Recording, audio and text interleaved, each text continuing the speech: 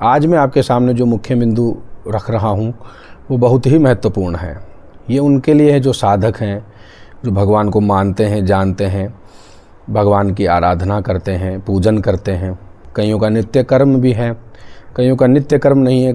किसी को समय मिलता है, अपनी अपनी व्यवस्थाओं के अनुसार भगवान को पूजते हैं, अर्चना करते हैं, मानते भी हैं। तो भगवान की सेवा में 32 तरह के अपराध ये हमसे ना बने, हम यही चाहते हैं। और इन्हीं के मामलों में कुछ मुख्य बिंदु हैं जो मैं आपके सामने प्रस्तुत करूंगा और आपको बताऊंगा, ताकि ये अपराध कम से कम हमसे हो और ये अपराध कभी ना हो, ऐसा हम प्रयत्न करते रहेंगे। वीडियो को अंत तक आपको देखना है, आपको समझना भी है। कोई भी प्रश्न हो मुझे कमेंट के माध्यम से पूछ सकते हैं। ये वीडियो जितना हो सके आप शेयर भी करें, ताकि जो भी साधक हैं, जो भी पूजन करने वाले हैं, भगवान को मानने वाले हैं, सनातनी हिंदू हैं, जो धर्म को मानते हैं, उनके पास ये ज़्यादा से ज़्यादा पहुंच सके। आप ध्यान से सुनना, मैं आपको पढ़कर बता देता हूँ। पहला अपराध तो होता है कि भगवान के मंदिर में जूता मोजा पहनकर नहीं जाना चाहिए। मोजा अवस्था ऐसी होती है, जो मोजे पहनते हैं वो कहीं गंदी जगह भी हो जाते हैं और पसीने भी आते हैं, उनमें दुर्गंध भी उत्पन्न हो सकती है। इसके कारण मोजे को भी निषेध बताया है। जूता तो है ही, आप सभी जानते हैं।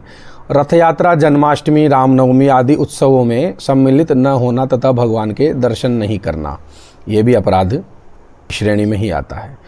भगवान के सामने पहुंचकर उनको प्रणाम न करना, ये भी अपराध की श्रेणी में आता है। अपवित्र अवस्था में भगवान के दर्शन कभी नहीं करने चाहिए। एक हाथ से प्रभु को प्रणाम भी नहीं करना चाहिए। भगवान के सामने एक ही स्थान पर खड़े खड़े वहाँ पर वार्तालाप ना करें, किसी से अनर्गल प्रलाप ना करें, वार्तालाप ना करें।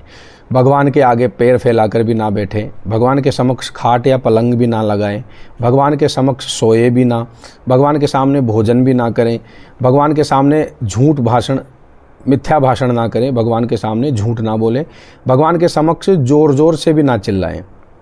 वहाँ पर फिजूल की जो अनर्गल बातें होती है, वार्तालाप होती है, किसी की निंदा करना, ये भी ना करें। भगवान के सामने ज़ोर से चिल्लाए भी ना, चीखे भी ना। भगवान के सामने लड़ाई झगड़ा ना करें। भगवान के सामने किसी को दंड भी नहीं देना चाहिए। भगवान के सामने किसी पर कृपा करनी चाहिए।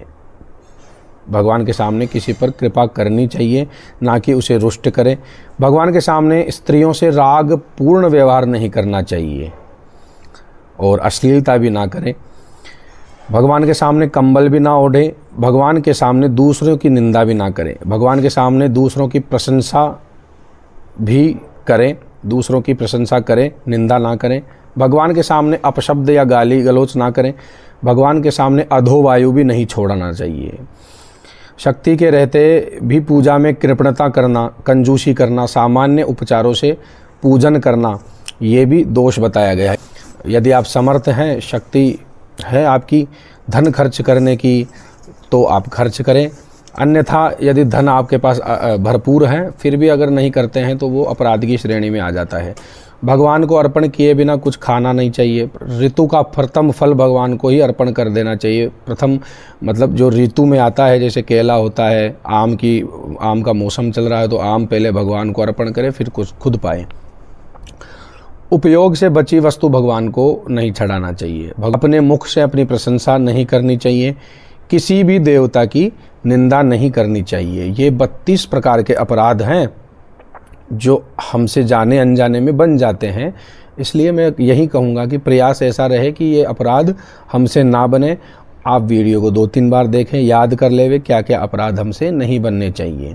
साधक को भगवान से दूर कर दिया जाता है यदि ऐसे अपराध हमसे बन जाते हैं, साधक से बन जाते हैं। हर हर महादेव।